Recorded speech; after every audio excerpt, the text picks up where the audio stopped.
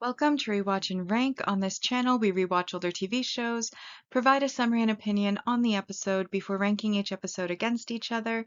And today's episode is Death Note Part 1, Episode 25, Silence. Episode in a nutshell is just a brief reminder of what happened in the episode. So we start the episode with a series of images, children crying in an orphanage, what looks like a cathedral, the London Clock Tower, Big Ben, and we hear like chimes as though a clock or a church bell is going off, and then we see a child L holding the hand of Watari, seemingly in England, and then we move on to the present where Light is still hanging around headquarters while Ryuzaki continues to investigate, and Ryuzaki notes that despite the fact that Light is now free, he's still constantly at headquarters, and he's now free to go out and have a love life, but he only ever meets Misa at the door. And Light says that this is, of course, because they haven't caught Kira yet, and he needs to be present to be able to catch him, and doesn't have time for a love life. Then we get a scene where we're seeing Misa dress up and go out on the streets and start killing people, while we flash back to Light telling her that he's not in a position now to punish criminals, and so she's the one who has to punish them now, and they should create a new world together. And we see basically a montage of her walking down the street singing while also writing down names, and we find out from the task force that 16 criminals were killed that had all been broadcast after the death of Higuchi, showing that there's either yet another new note out there or Misa is the second Kira, which is what L suspects. However, what's saving Misa and Light right now is the fact that the fake rule at the back of the book says that if you don't write down a name within 13 days, you'll die. And they both have not written a name for 13 days and are still alive. So Light, while Rem can overhear, basically asks L, if Akira is caught, can they really be tried as a serial killer through killing supernaturally? But the entire task force is unanimous that they would get the death penalty, which of course allows Rem to realize that Light is manipulating things to force Rem to write Light's name, or L's name, to save Misa, and that everything is going to go his way. And she, of course, is furious about this, but at the same time, he's certain that she is going to do it because it'll also increase Misa's lifespan, which has been cut in half yet again by her making a second ideal. Then we get the infamous rain scene where L is out on the helipad roof of the building, and Light comes to ask him what he's doing. When Light goes out into the rain, L comments on how he's heard bells all day. Light says he doesn't hear anything, and L wonders if it's a church service, if it's a wedding, and then he doesn't really finish it, but it's implied funeral. Light tells him not to talk about things like that. They then go back inside and start to dry off because it was really raining. And this is where we get the foot scene where L dries Light's foot, and then Light reaches down with his own towel to wipe L's hair and brow. And L comments, well, they talk back and forth, but L comments that they're going to be parting ways soon. And he then returns. Well, then he enters his phone, which then leads him to go back to the task force main room, where he reveals that Watari and him have secretly been working with the governments to test the 13-day rule with a criminal who is slated for execution. Basically, they're going to have them write the name of another criminal that's meant to be executed in the notebook, and then wait 13 days. If the criminal is still alive after 13 days, then it's going to prove that the rule was false. If they do die in 13 days, well, they were meant to be executed in 13 days anyways. So they did that. And then the reason the criminal was willing to write the name is, of course, that if he doesn't die in the 13 days, then his execution sentence will be commuted, meaning that he won't have to be executed. However, that then basically signs his own death warrant, as Rem now has to kill Watari and L, because if they test that rule and they find it false, Misa will be caught as a second Kira and die, and she can't have that. So she writes down Watari's name, and as he's having a heart attack, he presses a panic button that deletes all the data that they have stored on the computers, which alerts L to something being wrong, and then L has a heart attack, and Light catches him, and as he's dying, they stare into each other's eyes, and Light slowly forms a smile before L closes his eyes, and Light then very dramatically mourns the death of his bestie. And they then go to try to find Rem, knowing that it had to have been the Shinigami's doing.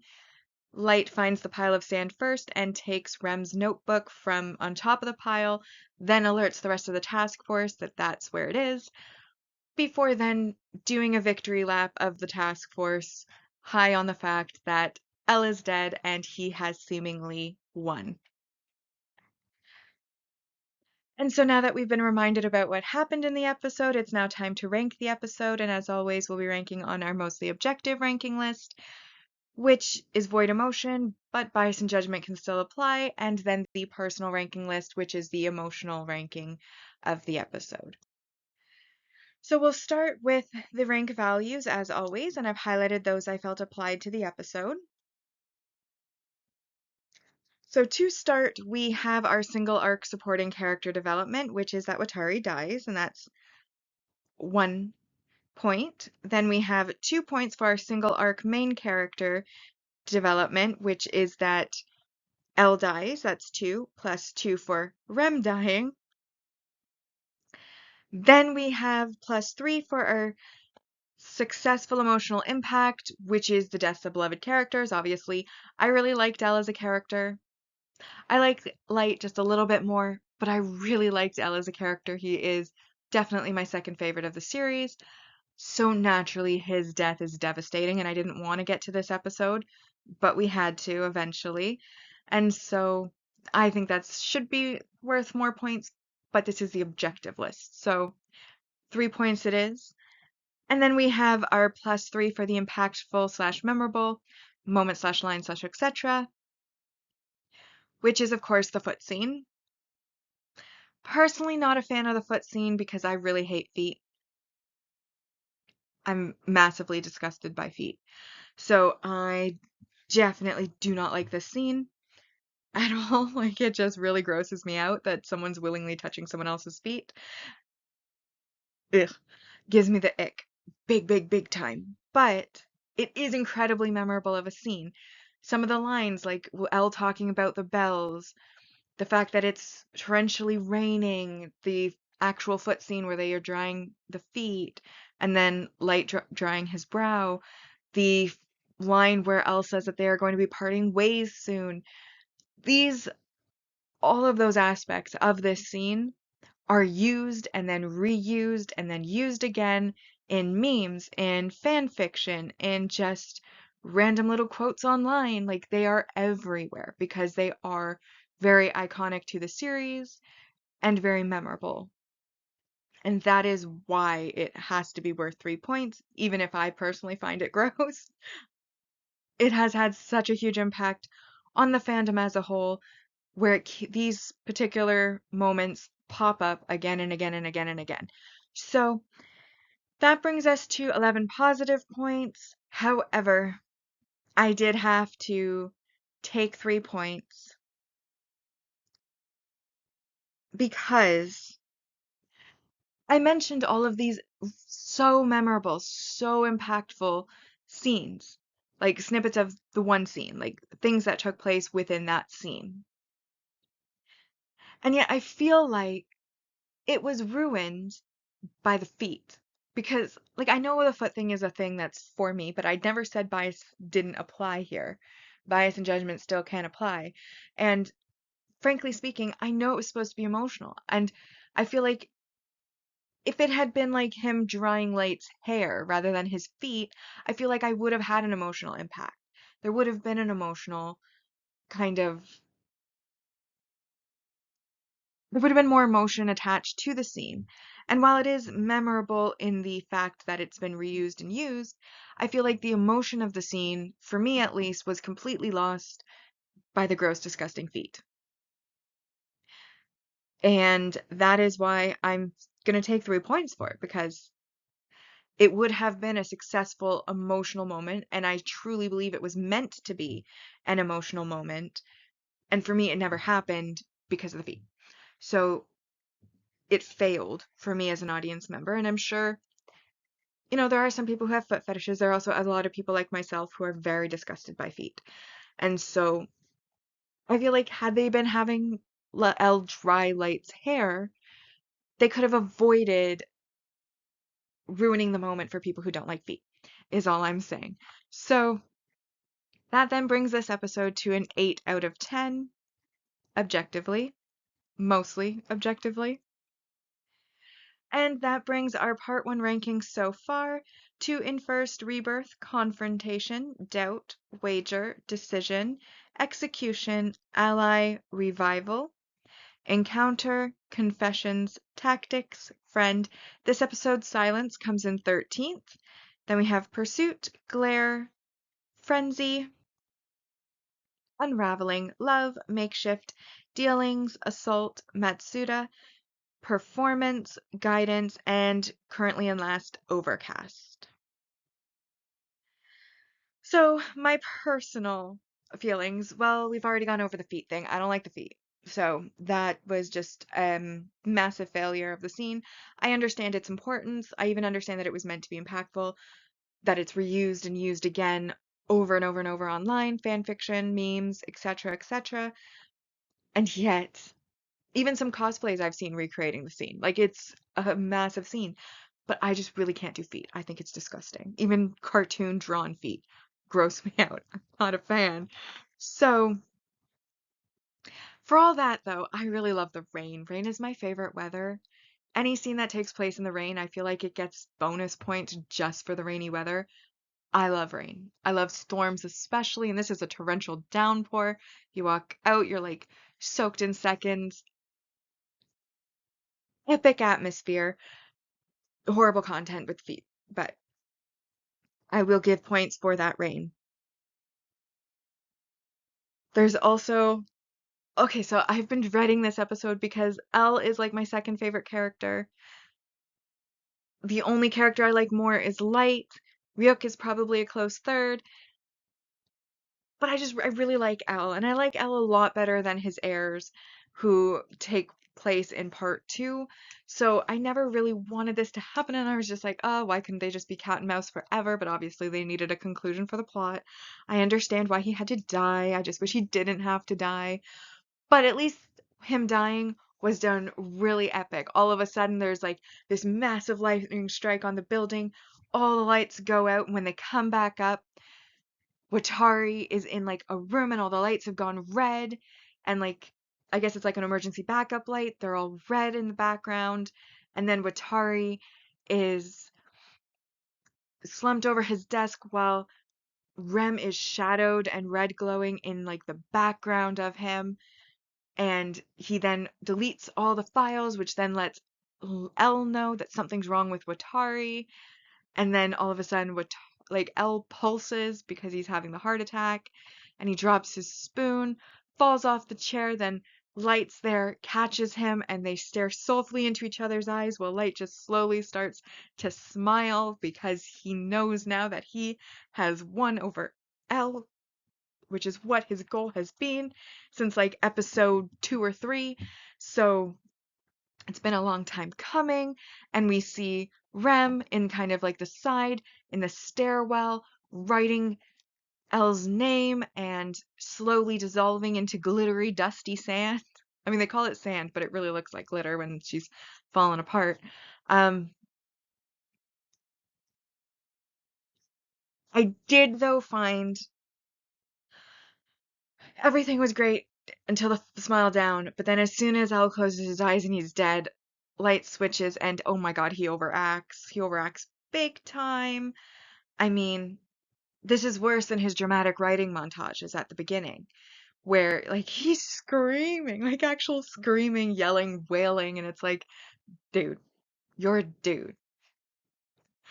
No, I don't. I think men can cry too. I'm just joking about that. But the point is, it was so overacted. Now, I'm a silent type crier, so maybe this is again personal bias coming in. But like I would never wail.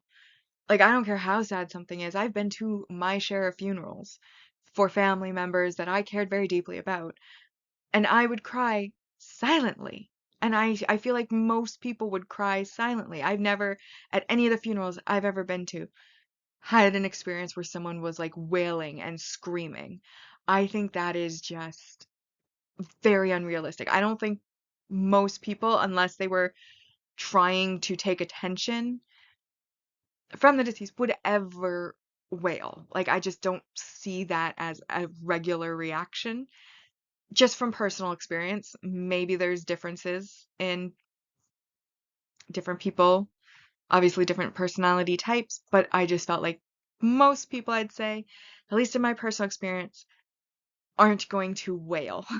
And so his screaming and wailing and then like, oh, we've got to find the Shinigami. Oh, we've got to do this. Blah, blah, blah, blah. It's like, oh my God, just like, I would be suspicious of you now just for your over the topness, like protest too much. So that I felt was a little bit cringy.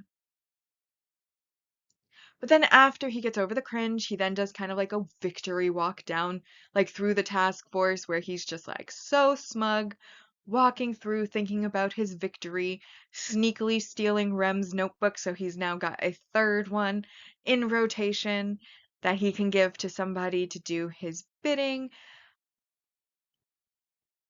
Yeah, overall, I loved this episode. I thought it was amazing, had its flaws, but those flaws did not bring it down below, for me, a personal 10 out of 10. And so I gave it a 10 out of 10, which puts it into first place is Silence, then Revival, Rebirth, Encounter, Frenzy, Glare, Execution, Confessions, Doubt, Pursuit, Ally, Decision, Confrontation, Tactics, Guidance, Dealings. Then in 17th, we have Makeshift, Friend, Love, Overcast, Wager, Performance, Unraveling, Assault, and in last place for me personally so far is Matsuda.